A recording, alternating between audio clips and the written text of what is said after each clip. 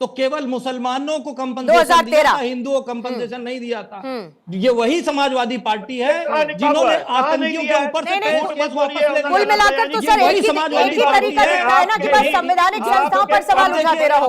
आपको जब कुछ ना समझ में आए तो संवैधानिक संस्थाओं पर सवाल उठाते रहो। सिर्फ यही परिस्थिति बन रही है और कुछ भी नहीं बन रही है। ठीक है सोनल जी, कपिल जी आप रुकेंगे। में कपिल श्रीवास्तव बोल नहीं पाएंगे। कौशल कांत जी प्लीज रुकेंगे। कौशल कांत जी, बोथ ऑफ यू कौशल कांत जी, इसमें मेरी क्या गलती? आप बताइए, आप मेरे को क्यों शामिल कर रहे हो? नहीं नॉनसेंस, मैं ये कह रही हूं, तरीका है। मैं ये कह रही हूं, मैं इनके बीच में नहीं बोलता हूं। कौशल कांत जी, पूरा इसमें को नहीं बोलने दूंगा। कौशल कांत जी, ओके ठीक है, let me take the call.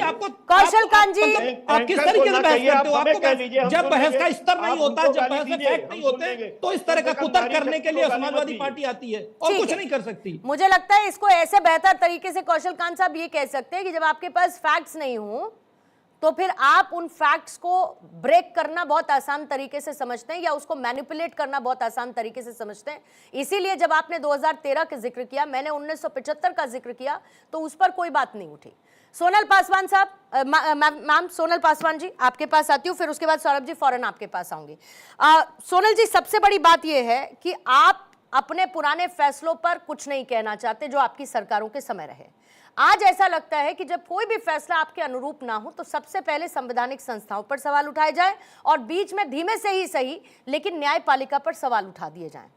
होगा तो सब संविधान के हिसाब से ही ना, या उसमें भी लगता है कि संविधान भी कॉम्प्रोमाइज्ड है? कैसे? Everything is going according to what is mentioned. सबसे पहले पूर्णिमा जी, सबको मेरा नमस्कार। नमस्कार। और मेरा नाम सोनल नहीं सोनम है, मैं सोनम पासवान हूँ। जी ma'am, sorry for the connection. जी देखिए, मैं बताना चाह रही हूँ कि देखिए, चुनाव आयोग और सुप्रीम कोर्ट भारत के लोकतंत्र के वो मजबूत स्तंभ हैं जिन पर देश का हर नागरिक भरोसा करता है। ठीक है, तो अभी जो चीजें हो रही हैं, इनका ठीकरा यहीं फूटना था। ये हम लोगों को भी पता था कि कहीं से कुछ भी चीजें हो, कभी ये चुनाव आयोग के ऊपर मतलब आरोप लगाते हैं, लेकिन ये अपनी त्रुटियों के ऊपर कभी झांकने की कोशिश नहीं करते हैं। देखिए, माननीय सर्वोच्च न्यायालय और जो चुनाव आयोग देश के संविधान की ढाल है, उन पर निशाना साधना सीधे भारत की प्रभुता पर हमला है। अब देखिए, आप संस्थाओं पर निशाना नहीं साध रहे हैं, अपनी ही नाकामी का पर्दा मतलब डालने की कोशिश इस तरह से ये लोग कर रहे हैं। देखिए, हम लोग बाबा साहेब भीमराव अंबेडकर के संविधान जो कि सर्वोपरि है, जिसको सर्वमान्य हम लोग मानते हैं, हर जगह मतलब संविधान के अलावा हम लोग किसी चीज पे बिलीव नहीं करते कि संविधान के द्वारा ही हम सारे नियमों का पालन करते हैं। उनसे भी देखिए, जितने भी दलित हैं, पिछड़े, हर सजग जो भी नागरिक है हमारे जो भी हैं। एक्चुअली मुझे मेरी आवाज रिपीट हो रही है। अच्छा, मैं इसको करेक्ट करवा देती हूँ सोनम जी, मैं इसको करेक्ट करवा देती हूँ, इसीलिए मुझे बोलने में तकलीफ हो रही है। ठीक है, मैं इसको करेक्ट करवा देती हूँ। मीनवाइल मैं दोबारा से आपके पास आऊंगी सौरभ जी से, तब तक मैं एक टेक ले लेती हूँ। सौरभ जी, अगर विपक्ष जवाबदेही की बात कर रहा है तो क्या ये सरासर गलत है, या फिर अपने हिसाब से सेलेक्टिव होना विपक्ष की मजबूरी बन गई है? हार से पहले संस्थागत जो आपकी बॉडीज हैं उन पर आप सवाल उठा दीजिए, क्योंकि आपको लगता है कि आप हार जाएंगे, और ये ट्रेंड सा बन गया है अब, और इसमें कोई बदलाव नहीं देखने को मिल रहा है। हर एक हार के बाद या हार से पहले इसी तरीके के हमले जारी हैं। सौरभ जी।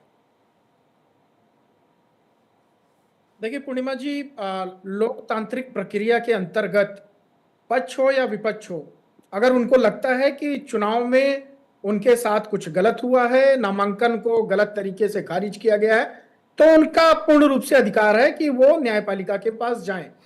लेकिन यहां पर जो लगातार हमें देखने को विषय मिल रहा है, इसमें दिख रहा है कि कांग्रेस पार्टी का अहंकार वो जो अराजकता और उद्दंडता में बदलता जा रहा है।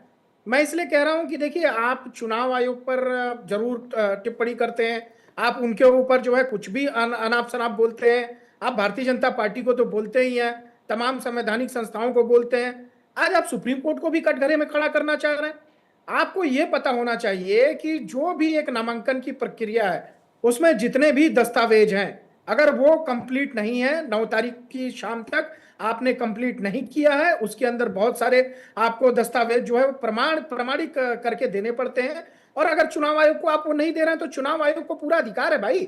आप कोई लोकतांत्रिक प्रक्रिया में शामिल होने जा रहे हैं, देश के एक बड़े राज्यसभा का चुनाव हो रहा है और उसमें कुछ पेपर डॉक्यूमेंट्स आपके अगर पूरे नहीं है तो इसमें आपको चुनाव आयोग के ऊपर क्यों टिकरा पड़ रहा है? देखिए पहली बार तो ऐसा नहीं हुआ है इस देश के अंदर, कई बार, चाहे वो लोकसभा के प्रत्याशी हो, राज्यसभा के हो, विधानसभा के हो, और चाहे जो विधान परिषद के हो, जब भी कई बार हमने ऐसा देखा है कि कई लोगों के पेपर में कमियां होती हैं, उनके दस्तावेज पूर्ण नहीं होते तो उनको निरस्त कर दिया जाता है। यह कोई पहली बार नहीं हुआ है। लेकिन सबसे बड़ी बात कि कांग्रेस पार्टी को चिंता करने का विषय यह है कि आपकी जो चुनावी रणनीतियां हैं वो लगातार फेल हो रही हैं। आप चुनाव में फेल हो रहे हैं, चुनाव प्रबंधन में फेल हो रहे हैं, उसके बाद जो है जनता की नब्ज आंकने में फेल हो रहे हैं। और आज जब आपको पता है कि मध्य प्रदेश में चुनाव होने हैं राज्यसभा की गुणा गणित की, आपको लग रहा था कि बीजेपी के पास 58 वोट है और आपको लग रहा था कि हमारा कैंडिडेट जीत सकता है, उसके पेपर जो है दुरुस्त होने के बावजूद आप अंतिम दिन ही, नामांकन के दिन आप शाम को पहुंचते हैं और वहां पर भी पेपर उनके इनकम्प्लीट रहते हैं। मुझे लगता है कि देखिए एक बात कांग्रेस को समझनी चाहिए कि कांग्रेस को अपना राजस्थान का हाल, हरियाणा का हाल और इसके पहले महाराष्ट्र में हाल देखना चाहिए। राज्यसभा के चुनाव हुए थे और उन्हीं के पार्टी के लोग टूट टूट करके वोट कर रहे थे। अगर ये भारतीय जनता पार्टी पर आरोप लगा रहे हैं, मैं इससे सहमत नहीं हूं। मुझे लगता है कि हो सकता था भारतीय जनता पार्टी को इसमें भी तकलीफ नहीं है भैया, आपकी कैंडिडेट खड़ी होती लेकिन आप ही के लोग जो है वो वोट बीजेपी को कर सकते थे। समाजवादी पार्टी के साथ तो खुलम खुला हुआ मनोज पांडे जी के साथ इन्होंने बड़े दावे के साथ जो है उत्तर प्रदेश के अंदर कहा और इनके लोग टूट करके गए भारतीय जनता पार्टी को। तो ना तो आपसे पार्टी संभाली जा रही है, ना तो आपसे चुनाव का जो है फार्म ठीक से भरा जा रहा है, ना आपसे दस्तावेज संलग्न किए जा रहे हैं। और आज आप सुप्रीम कोर्ट पे प्रश्न चिन्ह उठा रहे हैं। बताइए, देखिए कायदे से इनको पहले जाना चाहिए कि नहीं? पूर्णिमा जी, सबसे पहले इनको हाई कोर्ट जाना चाहिए कि नहीं? ये लोग हाई कोर्ट को क्रॉस करके सीधा सुप्रीम कोर्ट पहुंचने की कोशिश करते हैं। नहीं, और फिर सबसे बड़ी बात ये है ना कि न्यायपालिका पर आप सवाल उठा रहे हैं और चुनाव आयोग पर आप तब सवाल उठाते हैं जब आप सिर्फ हारते हैं।